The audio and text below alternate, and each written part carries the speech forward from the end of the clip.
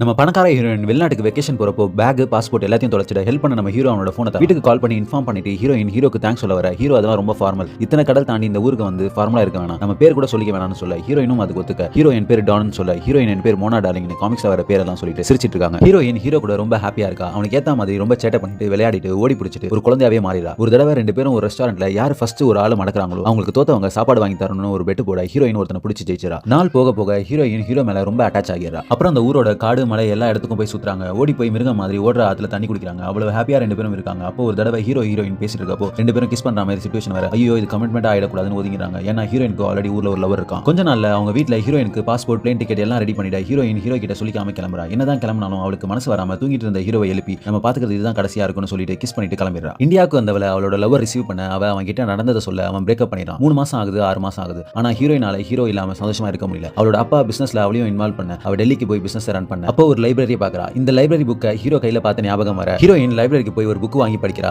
அடுத்த நாளும் அங்க போய் படிக்க அதே மாதிரி தொடர்ந்து ஒரு வாரம் போக அப்போ ஒரு நாள் அவளுக்கு தெரிஞ்ச குரல் உனக்கு கேக்குது. வேற யாரும் இல்ல நம்ம ஹீரோ தான். ஹீரோயின் ஷாக் ஆகிறா. உடனே அவனை கண்டுக்காத மாதிரி கிராஸ் பண்ணி போக ஹீரோ அவளை பார்த்து கூப்பிட்டு பேச ஹீரோயின் ஏதோ எதர்ச்சியா நடந்த மாதிரி பேச கொஞ்ச நேரத்துல உண்மையை ஒத்துக்கிறா. தான் அவனை தேடி தான் அந்த லைப்ரரிக்கு வந்தேன்னு சொல்ல ஹீரோக்கும் ஹீரோயினுக்கும் லவ் ஆகிட ரெண்டு பேரும் லவ் பண்ண ஸ்டார்ட் பண்றாங்க.